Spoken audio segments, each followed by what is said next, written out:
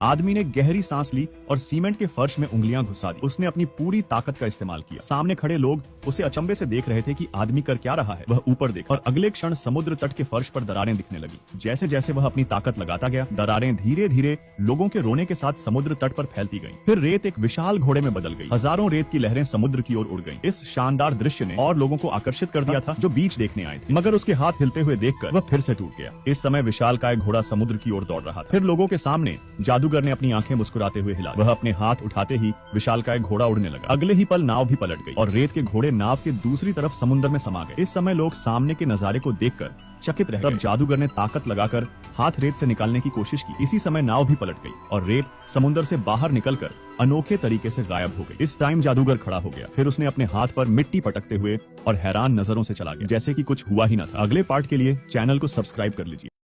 अगर आप अपना टिकटॉक अकाउंट फॉर यू में लाना चाहते हैं तो हमें इंस्टा पर डीएम कर सकती है। Only paid. शुक्रिया।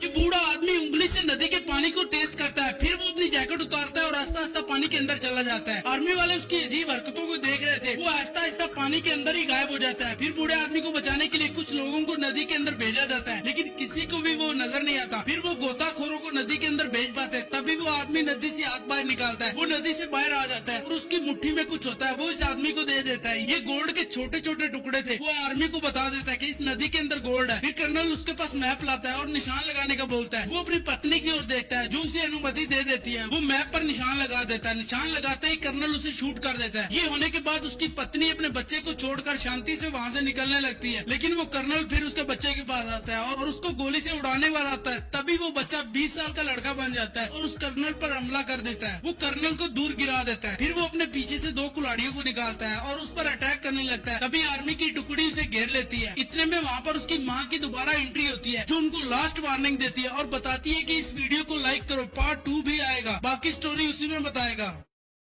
ये लड़का टाइम ट्रैवल कर सकता है और भविष्य में जा सकता है, लेकिन उस दिन एक ऐसी घटना हुई जिससे वह सीधे टाइम ट्रैवल करते हुए दुनिया के अंत में पहुंच गया। लेकिन अब सोचने का समय नहीं था। उसे जल्द से जल्द कैसे भी करके यहाँ से निकलना था। लेकिन जब लड़का अपनी सुपर पावर तेज करने जा रहा था, तब उसे पता चला कि उसकी सुपर पावर का असर खत्म हो गया है और अब उसकी सुपर पावर पूरी तरह से गायब हो गई, जिसका मतलब है कि वह दुनिया के अंत में फंस चुका है। उसे नहीं पता था कि यहाँ जिंदा रहना 1 हफ्ते से भी ज्यादा मुश्किल है। यहाँ का वातावरण किसी इंसान के लिए 1 दिन के लिए भी नहीं सहा जा सकता। लेकिन लड़का हार नहीं माना, बल्कि और जोश से भर गया, क्योंकि जब तक वह वापस नहीं जाता तब तक उसके पास यहाँ जिंदा रहने का मौका है। और ये विश्वास ही था जो लड़के को यहाँ के जहरीले वातावरण में जीने दिया। लड़के ने इतने वर्षों में पहली बार ऐसी दुनिया को देखा था। उसके पास वापस जाने का कोई रास्ता नहीं था। जैसे जैसे दिन बीते, वह लड़का एक बुजुर्ग आदमी में बदल गया। अब उसके पास खुश रहने के अलावा और कोई दूसरा रास्ता भी नहीं था। लेकिन इतने सालों में पहली बार उसे वहाँ एक महिला नजर आई। वह सावधान रहने से डरता था, इसलिए उसने एक शॉटगन के साथ सीधे उस महिला को लक्ष्य बनाया। अगले पार्ट के लिए सब्सक्राइब करना ना भूलें।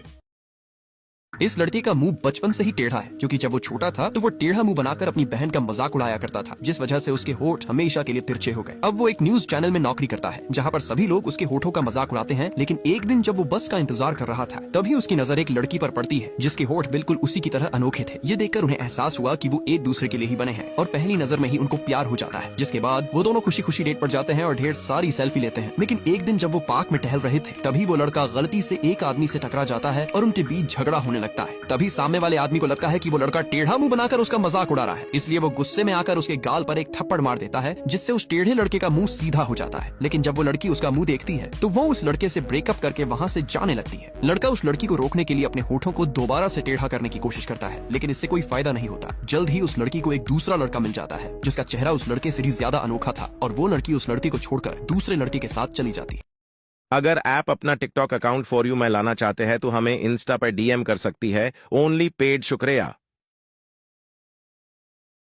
अचानक से ये लड़की अपने घर वालों को जरा सी भी शोर करने से मना करती है, जिस पर उसके पिता तुरंत से कार को बंद कर देते हैं। तभी उड़ते हुए एक चमगादड़ आकर उनके कार के शीशे पर हमला करने लगता है, जिस वजह से उनका डॉग यह देख बिना रुके लगातार जोर जोर से भौंकने लगता है। वो चमगादड़ देख तो नहीं सकते थे, लेकिन हाँ, वह आवाजों को सुनकर ही अपने शिकार तक पहुँच जाते हैं। आदमी अपने कुत्ते को शांत हो जाने के लिए कहता है, लेकिन तभी देखते ही देखते वहाँ कई सारे चमगादड़ आकर उनके ऊपर हमला कर देते हैं। अब देखते हैं कि उनकी कार चमगादड़ चमगादड़ के हमले की वजह से हिल रही थी वही पास में ही कार में फंसा। ये आदमी उन चमगादड़ों पर गोलियां चलाने लगता है, जिस वजह से यह सारे चमगादड़ अब इन लोगों को छोड़कर उस आदमी के पास जा पहुंचते हैं। मगर अफसोस कि उनकी तादाद इतनी ज्यादा थी कि वह चमगादड़ उस आदमी को मार डालते हैं। तभी ये आदमी कार के पिछले सीट में जाकर अपने कुत्ते को शांत करता है और धीरे से उसे कार से बाहर कर देता है ताकि उनकी जान बन सके। अब जिस वजह से वह कुत्ता भी उन चमगादड़ों की भेंट चढ़ जाता है और वही यह देख लड़की रोने लगती है। अब ये लोग डिसाइड करते हैं कि ये लोग आपस में यहाँ से बच निकलने के लिए इशारों में ही बात करें।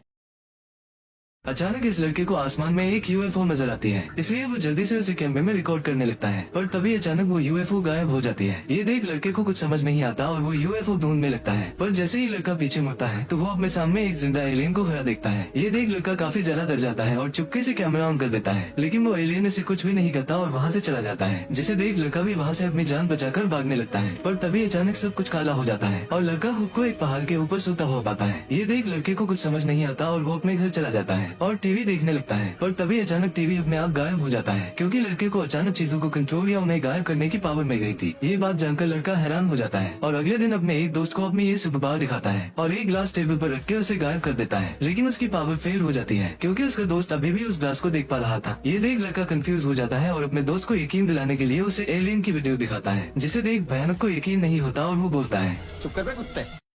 अगर आप अपना टिकटॉक अकाउंट फॉर यू में लाना चाहते हैं तो हमें इंस्टा पर डीएम कर सकती है। Only paid. शुक्रिया।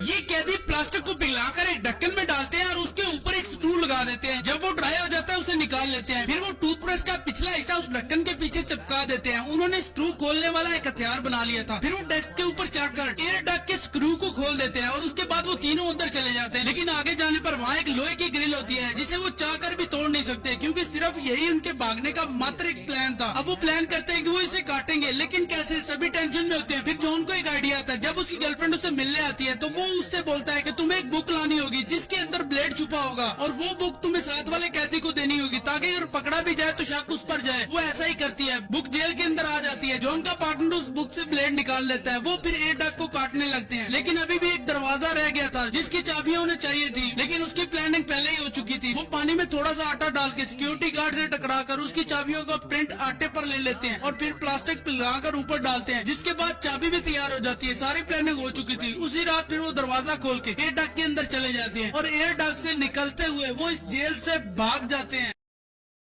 इस बच्चे ने खिलौने को अलमारी के अंदर रखा और दरवाजा बंद कर दिया। दोबारा दरवाजा खोलने पे वही खिलौना इंसान में बदल चुका था। बच्चे ने टच करने के लिए उंगली आगे की, लेकिन वो चाकू से इसे जख्मी कर देता है। फिर बच्चा उसके साथ फ्रेंडली रिलेशन बना लेता है, जिससे उनकी दोस्ती हो जाती है। अब उसके लिए घर बनाने की तलाश में था। उसे अपना एक पुराना टॉय मिलता है, लेकिन ये जैक को पसंद नहीं आता क्योंकि ये बड़ा हार्ड मटेरियल का बना होता है। फिर पीटर उसको अलमारी के अंदर रखता है और दोबारा दरवाजा खोलने पे वो भी लेदर का बन जाता है, जैसे वो असली हो, जिससे जैक के घर का जुगाड़ हो गया था। अब अगली सुबह जैक उसे बताता है कि हमें एक अच्छा सा घर बनाना चाहिए। पीटर उसकी बात मान लेता है, उसे जंगल में ले जाता है, लेकिन वहाँ पर एक परिंदा उसको जख्मी कर देता है। फिर पीटर एक और टॉय को उठाता है और अलमारी के अंदर रख देता है। ये वर्ल्ड वार 2 का सैनिक था। वो उसे जिंदा करके जैक की मरहम पट्टी करवाता है और उसे भी यही रुकने का बोलता है, लेकिन वो बताता है कि वो इस दुनिया का नहीं है। पीटर उसे वापस भेज देता है। अब चीजें इकट्ठी हो चुकी थी, लेकिन जैक के पास हथियार नहीं था। वो एक टॉय को अलमारी के अंदर रखता है और जब वो जिंदा होता है तो उसका हथियार चुरा लेता है और फिर से उसे फ्रीज कर देता है। अब वो घर बना चुके थे। पीटर के मन में अब उसके लिए लड़की को जिंदा करने की प्लानिंग थी। पार्ट 2 के लिए लाइक करो। ये बच्चा सिर्फ दिखने में काला है, लेकिन दिमाग से वो आइंस्टाइन का भी पिता है। वो अपने पिता को कुछ दिखा रहा होता है। उसने रेडियो की बैटरी रिमूव की, लेकिन रेडियो फिर भी चल रहा होता है। वो अपने पिता को बताता है इस पक्के के मूव करने से इलेक्ट्रिसिटी पैदा होती है, जिससे ये रेडियो चल रहा है। और अगर मैं एक बहुत बड़े आकार का पंखा बना लूं तो उससे मैं इलेक्ट्रिसिटी बना सकता हूं, जिससे हम अपनी खेतों को पानी लगा सकते हैं, जो काफी अरसे से बारिश न होने की वजह से सूखी पड़ी है। लेकिन ऐसा सिर्फ एक सूरत में पॉसिबल है कि आप अपनी बाइसाइकिल मुझे दो, जिसे तोड़ के मैं वो बड़े आकार का पहिया बनाऊंगा। लेकिन उसका पिता मना कर देता है और बोलता है कि ऐसा पॉसिबल नहीं है। हजारों साल से हमारे पूर्वज ये नहीं कर पाए तो तुम कैसे कर पाओगे। वो बच्चा बताता है क्योंकि उनको चीजों का पता नहीं था। वो स्कूल गया है, उसने ये सारी चीजें सीखी हैं और वो ये कर सकता है। लेकिन इस बात से उसका पिता गुस्सा करने लगता है और उसे नीचे गिरा देता है और उसकी इन्वेंशन को भी तोड़ देता है और बदले में उसे बोलता है कि तुम्हें सारा दिन इन खेतों में काम करना होगा। बच्चा रात गए तक उन खेतों में काम करता है, लेकिन फिर भी वो अपने ड्रीम को नहीं छोड़ता।